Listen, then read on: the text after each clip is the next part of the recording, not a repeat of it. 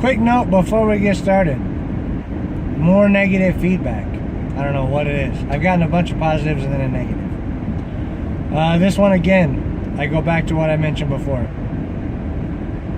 99.9% of the time in FBA, it is not going to be your fault unless you send in a fake product or a broken product. So therefore, and even then it's a product review. So unless you did something as a seller, I don't really see how you can get a negative as an FBA seller. So this one was, there's multiple sizes of a little plush toy, and I got some and sent those in, had them listed as the correct size, you know, whatever. The negative response I got was that she did not get the correct size. This was too small, and she also didn't like the fact that the manufacturer's MSRP was on the sticker, printed on the original tag inside the packaging because it's new unopened, and that it was $1 or so less than what she paid for it. Well, that's supply and demand, dear. They're not even selling for MSRP in the store. Not my problem. You chose to pay for it. Second thing, pretty sure she got the right one because I remember seeing the price issue when I sent them in. But regardless, if she misread, that listing actually has multiple sizes. So I don't know if she misread it or what she did. But anyway, go in, choose feedback, choose automated. As soon as this one I didn't even get a reply from Amazon on. It instantly got rid of it because I clicked it and they must have some behind the scenes bot that reads what you clicked on. And it saw that it was all about the product, and it instantly, boom, gone. I mean, I literally went back to my seller's page and I was back to 5 stars. So they've got something going there that automatically tags it. But now the big part of this video is this. I've been working all my extra time, not all my extra time, but I've been probably putting in 20 to 30 hours a week on Amazon FBA since mid-January, and I am in the negative. Technically, I'm in the negative. So I decided, I've been using Inventory Lab. It shows everything is all rosy.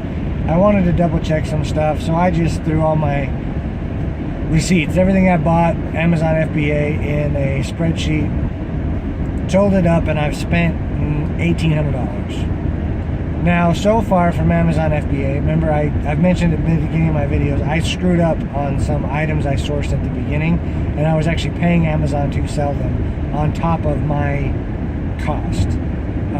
That goes back to, on FBA, if it doesn't sell for over $5, you're probably not going to make any money on it. I do have a product that sells for $6.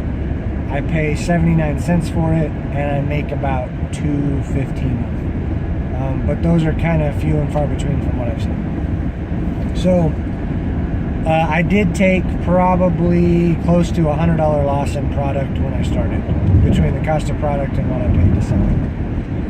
So all that being said, like I said, I spent about $1,800 in product. I just got my second check from them because my first one was a $32 negative. My second check has been, first check was almost $300, and then this one was almost $600. So I'm right around $800 when you total them all together. I should have done this when I had my laptop, but I'm not going to talk to you, drive, and play with my laptop. And so, again, I'm $1,800 spent, $800 back, and I've been working 20 hours a week, so I'm $1,000 in the hole. Okay. However, I am having stuff sell every day. When I'm shipping stuff in, it's even faster. I haven't shipped a FBA. For 2 weeks, I was doing a box almost every day. Every weekday, 4 or 5 a week. So now I'm still getting sales every day. I'm not huge. I'm not a huge seller where I've got, $1,000 a day. I've gotten 100. I'm about 100 to, my best day I think was 400. So it's going every day. It's still going. My inventory value, according to Inventory Lab, is still $5,000. Now, if I take, I was messaging back and forth with Inventory Lab because they don't have a report that kicks back exactly what your price will be after Amazon fees if everything were to sell right now. I think that would be a really cool number to have if Inventory Lab would kick out a number that said, here's your inventory, and if everything's sold right now for your prices, this is what it would go for. It wouldn't be totally accurate because that stuff changes, but it would give you an idea of where you're at. But anyway, all the other fees, your shipping and everything's already been included when it goes in. So after a couple of messages back and forth with Inventory Lab, the only thing you really have is your final valuation fee, which is roughly 15%. So conservatively, I popped into my spreadsheet 25% off of my inventory value minus that, and minus my cost of goods, I will have made $2,700. So $1,800, and I get 27. Not quite where I want to be, but I'm not going to complain. Most of the items I have are moving fairly quickly, and a few of the items I have that are moving slow, they're selling for a decent price, and I didn't put a lot of money into them. They're items that I have another item that's like $3 that sells for $15, and I make, $7 on it, and I'm selling like 2 or 3 a week. So there's 20 of them just sitting there so that I don't have to restock it, because no one else is selling it, so it's just sitting there. There's merchant fulfilled, but I'm the only FBA. So no, I won't tell you what it is. But anyway, that's where I'm at. And the reason I really sat down and did those is I was kind of getting discouraged. I've been working for myself for over a year now, and I've been getting by. It's nothing to brag about, but I've been getting by. I'm a handyman, and but I was doing okay, and on my big jobs I was doing pretty good. But we had a lot of debt, and I've been paying that debt off. So, I mean, I've been taking out as little as possible from my business and just paying everything I make onto debt to get going. And so when I decided to get into FBA, I didn't have cash to start up with, because I keep very little cash. I've just been paying off credit cards and everything else, just boom, boom, boom, just going. So I've just been doing that, so I didn't have any cash to start out with. So I have a card that's 0% interest until the end of the year, and it does do rewards, and I've been buying on that. And so I'm looking at, this is the balance on this card. No, it's not getting interest, but I'm paying it off slower than I'm ramping it up. So it's kind of changed my strategy, in that I'm really looking for, I want to double my money on everything minimum, because technically I'm borrowing the money right now. I am paying off debt, like I said. So, but after my next payment, it looks like, if I didn't buy anything to source right now, I would be even. So, like I said, I was kind of getting discouraged, but now I'm to the point where, okay, I'm even, and I have $5,000 worth of inventory that I'm not having to warehouse. So, it is what it is. You got to look at the whole picture, and don't let yourself get discouraged. And I would not recommend, other sellers have said this, I would not recommend going on credit. If you do, The only way I would recommend it, stinking construction, I can't get off of my exit. The only way I would do it is like I have, where I have a special interest credit card right now. And so it's not going to eat me.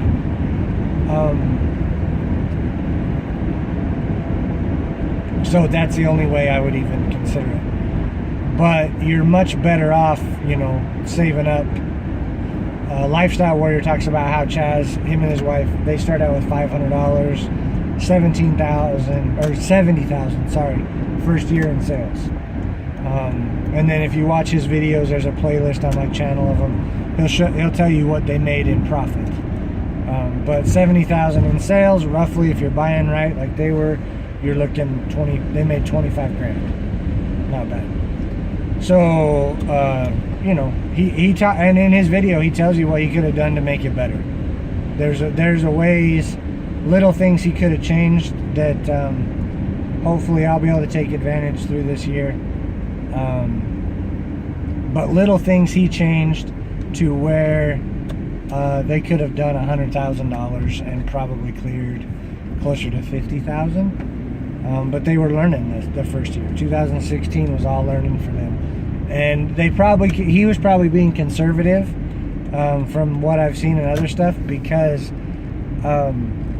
they really slowed down for Q4, like massively slowed down for Q4 for some personal reasons, and they weren't aware of how big Q4 was at the time. So my whole goal is, you know, learn the system before August so that I can have an insane Q4, but we'll see what happens. So anyway, just stay motivated. Don't let that stuff get you down. But at the same time, whether you use an inventory lab, whether you can track the same thing I have without doing inventory lab, I've kind of gone all in a way, so much so that I knew I was going to do more than 40 items, because I started, and after my first shipment realized I was going to be doing more than 40 items a month. So I did the pro seller count, which makes it possible to ungate a few categories, which is worth it as well.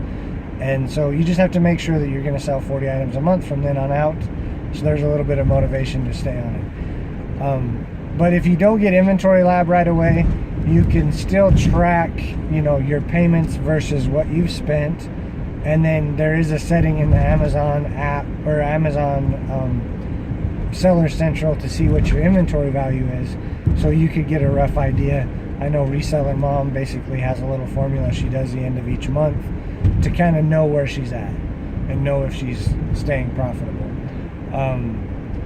But know where you're at, and it helps because when you don't see that check coming in at the first that's bigger than what you've spent, it's easy to get discouraged, when in all reality you are doing, you know, you're doing all right.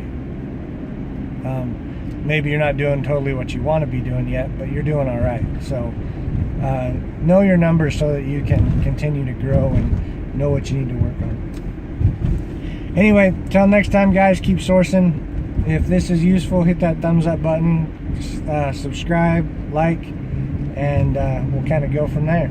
Hopefully everybody has a great day, and we will talk to you soon.